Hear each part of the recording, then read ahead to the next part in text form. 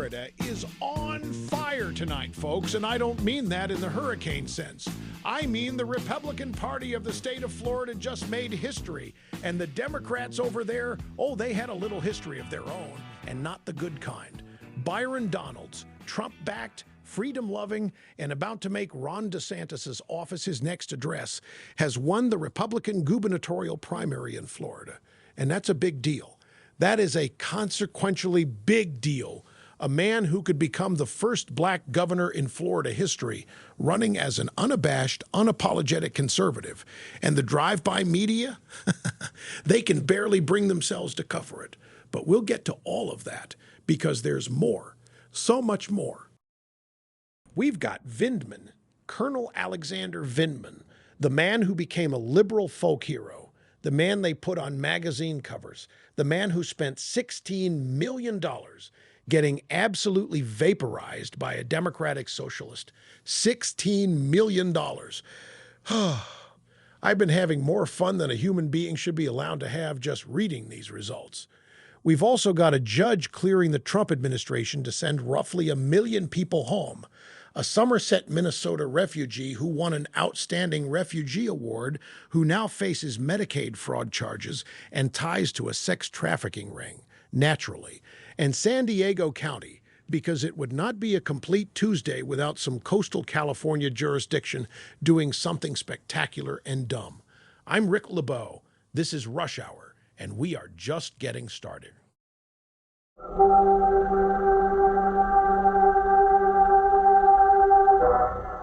My friends, let me paint you a picture of what happened in Florida last night. Byron Donalds wins, and if that name doesn't make you feel something, let me remind you who this man is. Byron Donalds is a congressman from Southwest Florida. He is sharp, he is conservative, he knows how to handle himself in a room, he knows how to handle himself on television, and more importantly, he knows how to handle himself in a political fight. He is Trump-endorsed, which, as we will discuss, carries real weight when the candidate is actually worth endorsing. And he dispatched his primary opponents cleanly. He's running to be the next governor of Florida, the first black governor in the state's history. And the media is going to tie itself in knots over this because Byron Donalds does not fit the story they want to tell about which party is for whom and who represents what. He is an inconvenient man. Now, naturally, the same night the Democrats who run the drive-by media spent considerably more time on the Democrat side of the Florida ballot. And oh, what a night it was over there. Let's talk about Alexander Vindman. For those of you who were not immersed in the great Trump impeachment soap opera of 2019 and 2020, Alexander Vindman was the National Security Council official who testified against President Trump in the first impeachment. He showed up in his military uniform. He became, overnight, the left's new hero. Every blue-check Twitter account was posting, "I stand with Colonel Vindman." The Washington Post practically adopted him. And so, having tasted what they imagined was glory, he decided, why not run for Senate? In Florida, the man moved to Florida specifically to challenge for a Senate seat because he thought that what the Democrats of Florida really wanted was a former NSC official who became famous for participating in the impeachment of a president they lost an election to. He raised $16.2 million. $16.2 million. He spent 36 times what his opponent spent. 36 times, and he lost. He got absolutely walloped by a state representative named Angie Nixon, who was a member of the Democratic Socialists of America, which, for those in Rio Linda, is not a social club. It is exactly what it sounds like. These are people who think Venezuela just didn't try hard enough. And I love this. I love this outcome for a couple of reasons. First of all, it is poetic justice that the man who became famous trying to take down a duly elected president of the United States spent $16 million on a Senate race and lost to someone who raised about $450,000. Couldn't even buy his way in. And second, more importantly, look at what this tells you about the state of the Democrat Party. Their voters, given the choice between a well-funded, moderate-ish military man and a democratic socialist, chose the socialist. You let that sink in. Now, I know what you're thinking. You're thinking, Rick, why are we celebrating? This just means we could have a socialist in the general election. And look, I hear you. I do. Florida leans red, and Byron Donalds is a strong candidate.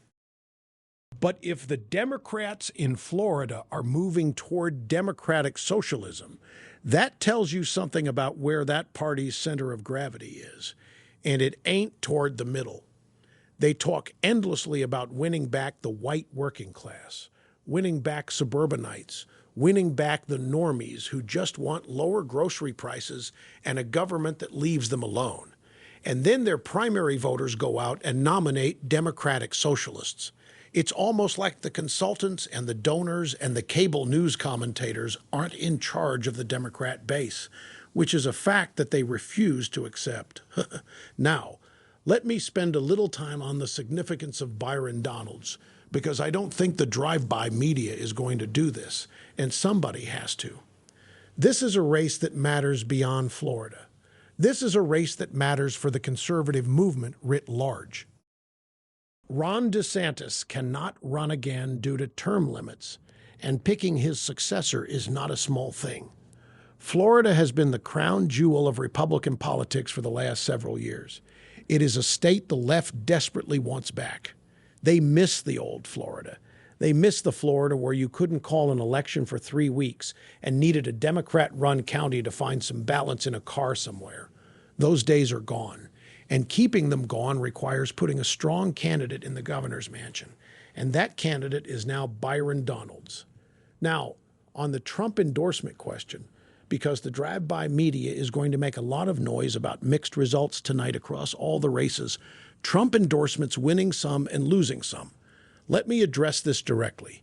Trump's endorsement is a powerful thing. It is not a magic wand. A candidate who is fundamentally flawed does not become unflawed because Donald Trump says he likes them. We saw this with Corey Mills, the Republican congressman who lost his primary to a local news anchor named Ryan Elijah. Now, Mills had a 2-term record and a Trump endorsement, and he still lost. Why? Because Mills had baggage, controversies, the kind of controversies that make voters uncomfortable regardless of who endorsed you.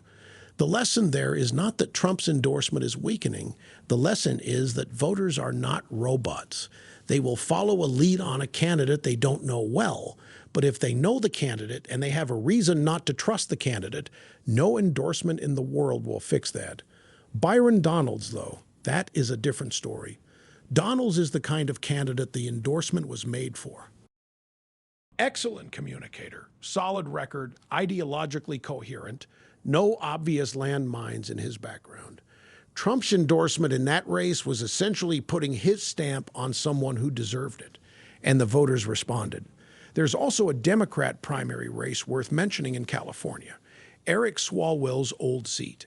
For those of you who don't know Eric Swalwell, he was the California congressman who famously had a relationship with a Chinese spy. His name is literally in counterintelligence circles as a cautionary tale. And he faced apparently a massive scandal that required him to vacate his seat. Now 2 Democrats are fighting over it, and the results as of tonight are still undecided.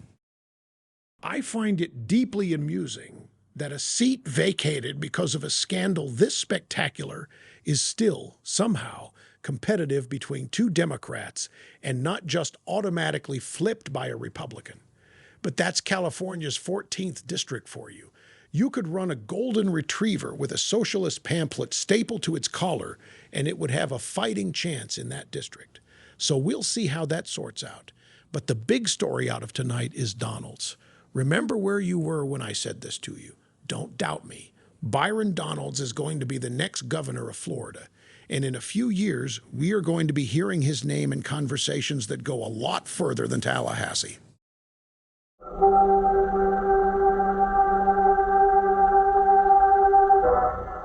All right, let's let's get through the roundup. We've got some excellent material here, and I want to make sure you don't leave today without knowing about this. First up, a federal judge has cleared the Trump administration to end deportation amnesty for roughly 1 million migrants on something called temporary protected status.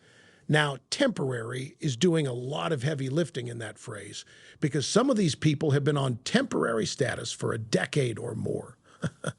I've had cars for shorter periods of time.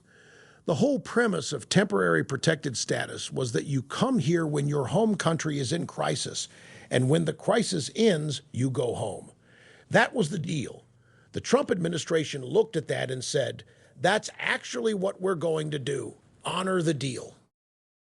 And naturally, this went all the way through the courts, up to the Supreme Court and back down again, because some district court judge somewhere decided that the word temporary was insufficiently temporary.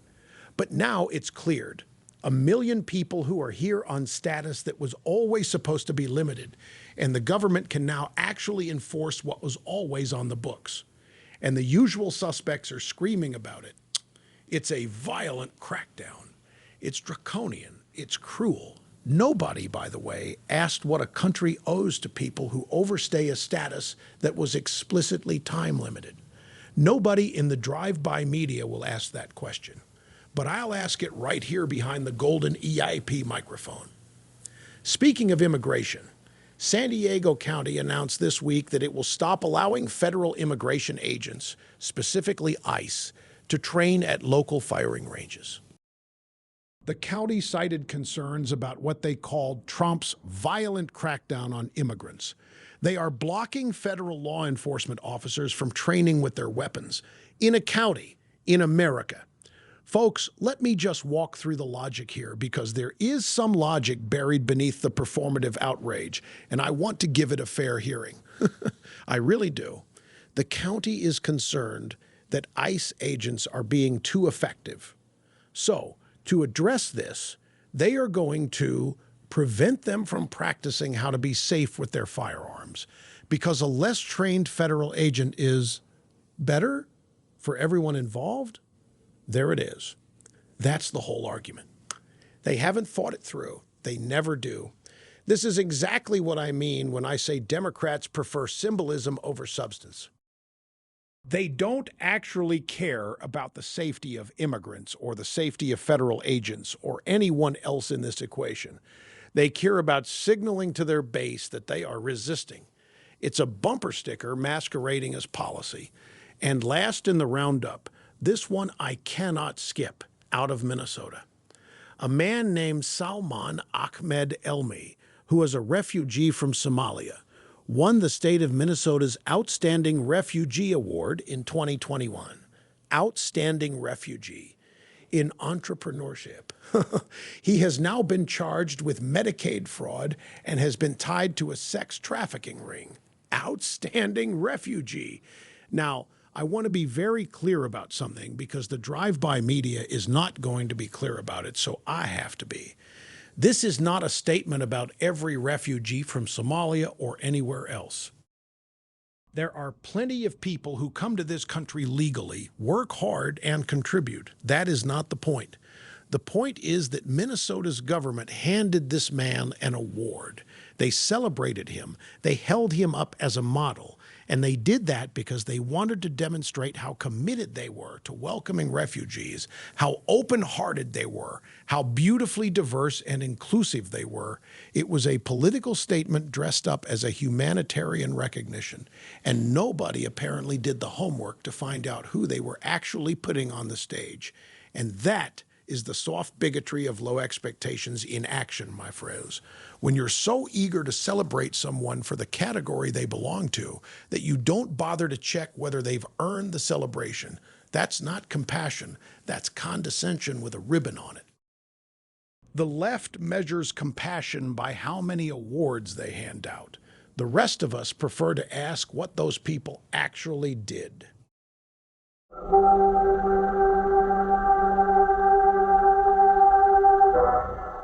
My friends, what a night. What a night in American politics. Here's what I want you to take away from today's program. The Republican Party, at its best, is a party of ideas, and Byron Donalds represents the best of what that can look like. Strong candidate, clear convictions, earned his way. The Democrats, meanwhile, are nominating socialists and watching their heavily funded establishment figures get demolished by people who think the problem with big government is just that it isn't big enough. That tells you something. That is a signal worth paying attention to. The left is not moving toward you. They are not moderating. They are accelerating in the opposite direction. And while the drive-by media will spend the next 6 months telling you that the real America is ready for democratic socialism, the real America is in Florida, going to the polls and nominating Byron Donalds. I said what I said. Don't doubt me. I've got talent on loan from God, and right now that talent is telling me we are going to have a very interesting November. Thank you for spending this hour with me. You are the best audience in the history of radio. I've been saying that for years, and I intend to keep saying it. I'm Rick LeBow. This has been Rush Hour. Same time tomorrow if they let us back on.